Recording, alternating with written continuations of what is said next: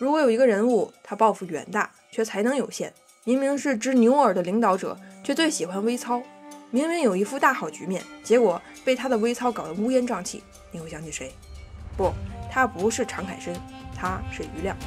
本来明帝生前已经把东晋的各个方面都已经梳理完了，结果余亮一上来就开始招惹各路大佬，除了剪除宗室力量之外，他又开始对各藩镇将领下手。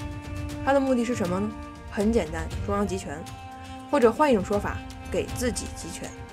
余亮最担心的人有3个，分别是苏峻、祖约、陶侃。我们重点说一下苏峻。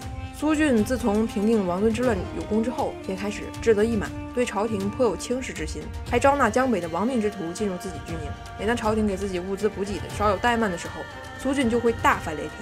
更为严重的是，当初余亮设计诛杀司马宗的时候，司马宗手下的一个干部为了保命，连夜逃到了苏峻的军营里。苏峻把此人藏起来，等到余亮派人来质问的时候，苏峻死活不承认这件事儿。这种态度使余亮加深了对苏峻的不信任。余亮准备下手先拿下苏峻，但是话又说回来，苏峻尽管狂妄，但不见得一定会造反。苏峻最终走上反叛之路，或许还是余亮一意孤行导致的。公元327年前后2年5月，在动苏峻之前，他先问了问已经成为东晋半仙级别的老领导王导的意见。王导本着不折腾的态度，觉着对江北流民帅还是尽可能的体谅一下，凑合过日子得了，于是建议余亮暂且包容苏峻。结果余亮不听，反而一口咬定苏峻是彻底的反动派，狼子野心昭然若揭，今天不趁着朝廷还有威势把他拿下，万一以后苏峻成了气候，那就为时已晚了，那就要重蹈汉初七国之乱的覆辙了。听了这话，王导默默叹口气，你既然打定主意，干嘛还来问我呢？关于此事，朝野绝大多数人都不敢跟余亮这头犟驴顶嘴，唯有托孤大臣、光禄大夫卞捆与余亮据理力争。他认为苏峻手握重兵，一日一夜就能兵临建康城下，万一有什么意外，首都就有可能陷入危险之中，因此建议从长计议。但是朋友们，咱们要知道，余亮主打的就是不听劝。对于卞捆的意见，余亮理都不理，正眼都没瞧一下。卞捆很着急，又准备请余亮的好朋友温峤帮忙。他给温峤写了一封信，大意是余亮一意孤行要征召苏峻，我和朝廷大臣们都不同意，但我们都劝不动。你是余亮的好朋友，你劝一劝余国舅，别让他太冲动。温峤收到信之后，意识到问题的严重性，开始没日没夜的写信劝余亮。结果余亮依然不为所动，不听，王八念经。就这样，余亮最终还是下达了征召苏峻回朝廷报到的命令。不过吧，尽管苏峻平常狂的没边儿，不过这时候面对朝廷的威严还是有些怂的。他当然不敢去首都，只能低三下四地恳求朝廷收回成命。他说，让臣在外与葫芦对峙，无论远近我都听命，不过让臣回中央任职，苏峻只是一介武夫，我也实在不是谦虚，还是另请高明吧。余亮一看，哟呵，还敢跟我讨价还价，随即让部队做好准备，严阵以待，然后又下了一道诏书，算是给苏峻一个台阶下，让他回朝廷任职大司农。苏峻手下的部队可以任由他弟弟苏毅带领。苏峻当然还是不敢回去，毕竟在此之前，余亮又是骂我狼子野心，又是说我七国之乱的。于是苏峻只能继续哀求余亮，说当初明皇帝拉着我的手要我北伐到底，如今中原未定，我怎么敢回朝廷呢？只祈求朝廷在青州给我随便划了一波荒郡，我愿为朝廷一展鹰犬之勇。苏峻这意思是把我放在青州，对峙石勒也好，抗击鲜卑也好，自生自灭，绝对不会威胁朝廷，总行了吧？结果国舅爷余亮更强硬了，果断回复苏峻，不行，马上回朝。至此为止，苏峻退无可退，万念俱灰之下，苏峻本想就这么认命了。虽然他心里犹豫不决，但也确实按照朝廷的指示，抓紧时间整理行囊，准备回建康。这也是我之前说的，苏峻尽管狂妄无礼，但要说他一早就一心造反，也是不客观的。不过就在苏峻收拾行囊的时候，改变历史的小人物出场了。苏峻的参军任让问苏峻，将军宁可去青州那种九死一生的敌占区，朝廷都不允许，如今孤零零的回朝廷，朝廷能让你活吗？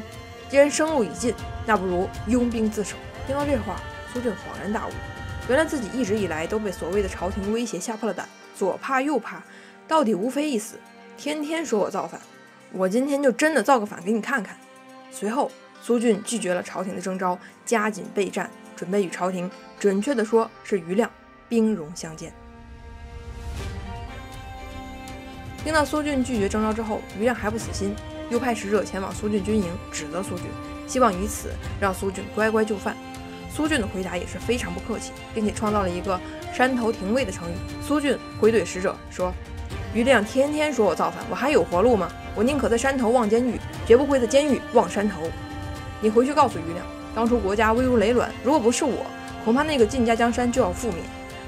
如今狡兔既然已经死了，我这只走狗也就应该杀了，我会以一死报答诬陷我的人。”随后，苏峻联络祖约一同造反。祖约欣然同意，并派兵遣将，让苏峻指挥。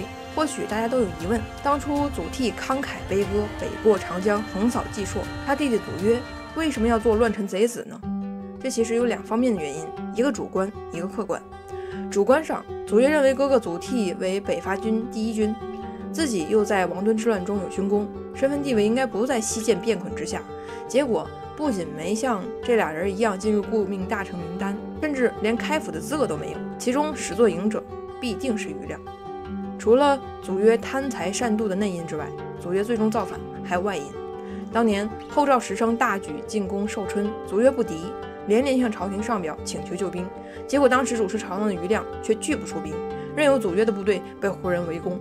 一直到时称在寿春大破祖家军，阵亡者高达5000人的消息传回建康，朝廷一片哗然之时，余亮才象征性的令王导前去支援。然而王导也只是做做样子，将大军集结于江宁，并没有事实上去为祖约解围。真正将祖约从时称手里救出来的，还是刘明军自己人苏峻。刘明军阶级有着如同兄弟般的情谊，然而朝廷对这些泥腿子可没什么怜悯。这次寿春大败之后，朝廷征召军事会议，决定在涂塘挖大河用来抵抗胡人。涂就是滁河，在寿春东面，倘若沿着河修筑工事，便可以将寿春隔开。朝廷这是什么意图呢？意思是祖约在涂塘外跟胡人厮杀，打成什么昏天黑地都无所谓，只要能保证涂塘以内，也就是长江以南的安全就行了。实际上，朝廷已经把祖约当成了吸引敌人火力的靶子，将祖约放弃了。了解了前因后果，现在可以开启高血压之旅，看看余亮的反应了。听说苏峻举兵镇守江州的温峤，立即打算进京擒王。余亮却一口回绝了温峤，并嘱咐温峤在这个节骨眼上一定要盯紧了西边的那个陶侃。他说：“我对西边陶侃的担心远大于对溧阳的苏峻，足下最好不要越过雷池一步。雷池因雷雨的水汇集于此而得名，在江州的东部。不过雷池就是让温峤别管首都的任何问题，全力看好陶侃。”好，第一次能改变战局的机会被余亮拒绝了。余亮不知兵，但朝廷还是有明眼人的。尚书左丞孔坦、司徒司马陶回建议朝廷应该主动出击，将苏峻阻击于长江以外，同时把过江的几个重要渡口都堵上，防止苏峻从这几个地方突袭。这个方案王导也同意了。结果到了余亮这儿，他还是一如既往的不听不同意。OK， 第二次作战时机被浪费。苏峻等人11月举兵，12月初1，苏峻的大军就斩杀了于湖本地的长官，紧接着攻陷了姑熟。当天晚些时候，苏峻大军顺利渡过长江，直逼建康城。到此时，余亮才恍然大悟，后悔没有听参谋们的早点出击。余亮后悔了，在后续事件中他改正了吗？很可惜，没有，他依然死不悔改。苏峻的叛军渡过长江之后，就地安营扎寨，掳掠物资人口。然而奇怪的是，从12月初1到12月初9，在长达8天的时间里，余亮和东晋朝廷却毫无作为，既没有反击，也没有军事部署，甚至没有公布叛乱的消息。余亮就这么眼巴巴地看着，一直到了12月初10，朝廷才宣布京师戒严，首都百姓和朝里的各衙门才知道叛军已经打到家门口不到100里的地方了。好，这算是第3次延误战机。有时候我在想，要不是东晋初年朝臣们都心有余悸，不愿往死里斗争，要不然就余亮这手段放到八王之乱里，感觉走一个回合都费劲。好，话说回来，余亮眼见叛军马上要攻首都，终于想起来要部署兵力了。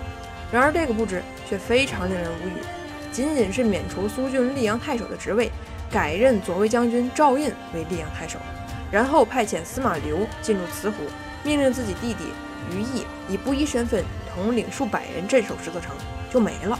很快，司马刘被苏峻的叛军斩杀。要不是宣城内史桓仪由于有地理便利，抢占时机进入芜湖，阻挡了叛军的步伐，不然说不定今天下午苏峻就入城了。顺便说一句，这个桓仪是东晋忠臣，他一直坚守在与苏峻对峙的第一线。他还有一个儿子叫桓温。司马刘阵亡，桓仪被包围，这使京师直接暴露于叛军的兵锋之下。军情紧急时刻，在徐州的西涧打算率军回师，亲自救援首都。余亮收到消息之后，又是非常经典的一口回绝。行吧，看余亮这架势，不把大家坑死，他是不会算完的。最终，一场皇宫保卫战爆发于建康城内。但事已至此，一切都晚了。从东晋建国开始，首都就没有像样的禁卫军，更何况几年前的王敦之乱已经把首都的兵力打残了，如今又怎么能抵抗得住百战之师的流民军呢？这场首都保卫战令那些曾经艰难建立东晋的老将们牺牲惨重。之前说的脱钩大臣光禄大夫卞捆，就是那个为数不多敢训斥余亮的老将军，在苦战之下战死沙场。他的2个儿子卞枕、卞於紧随其父也战死沙场。卞捆的夫人只能抱着父子3人的尸体痛哭不止。丹阳尹杨曼奉余亮的命令守云龙门，最终城门失守，死在战场。此外，黄门侍郎周导、陶侃的儿子庐江太守陶瞻等一系列高级别的官员全部都在战斗中牺牲了。最后的最后，余亮终于做了点什么。他率领剩余的兵力在集结，准备抵挡叛军，结果队伍还没完全排好，士兵们就丢盔卸甲，全部逃跑。很遗憾，第一次穿上戎装的余亮灰溜溜的迎来了大失败。既然局势无可挽回，余亮自己也准备逃跑了。他带上自己的几个弟弟以及郭沫、赵印等人，准备奔赴浔阳，投靠屯守在那儿的温峤。临行时，他跟御史中丞钟雅交代后面的工作，说：“兄弟，以后的事情就靠你了。”钟雅就是当初听信余亮之言弹劾司马宗的人。如今在无能的余亮的指挥之下，帝国再次沦陷，一切都不可收拾。他冷冷地质问余亮：“栋梁折断，房倒无他，是谁人之过？”生死关头，余亮当然只有逃跑的心思。他胡乱搪塞钟雅说：“别说了，别说了，以后也别再说了。”随后便乘上小船，抛下他当太后的妹妹和当皇帝的外甥，自己逃命去了。什么所谓的颍川老牌门阀于氏，所谓的余亮品牌如宝玉，所谓长得帅以至于王敦姨袭，又所谓的余亮不肯卖烈马因为怕伤人，一切的一切无非是一个将废物门阀包装起来，包装成成绩亮眼、能力突出的手段罢了。建康城陷落了，但余亮的令人喷饭的闹剧还没完，所以最后再来一个余亮阴暗小故事。在逃亡途中，乱兵争相抢劫，余亮指挥手下搭弓射敌，但是很搞笑，余亮的士兵一箭射中了掌舵的船工，船工当场毙命。见到这种情况，船上的众人都异常惊恐，想要弃船而去。为了缓和这种瘆人的混乱，余亮强撑着淡定，站在原地一动不动，甚至给大家开起了不合时宜的玩笑。他说：“你看这些士兵的手法也太烂了，只能射死船夫，又怎么能抵御贼寇呢？”众人看他在如此惊慌的情况下还很镇定，也就渐渐地定下了心思，最终一起逃离了建康城。干啥啥不行，跑路第1名的余亮把明帝开创的大好局势折腾得天翻地覆，穷途末路之时还不忘装犊子，然后拍屁股溜之大吉了。在被抛弃的皇宫里面的皇帝、太后、王导等人，日子就不那么好过了。同样的，再次被沦陷的首都建康城里的百姓，也要迎来一次惨无人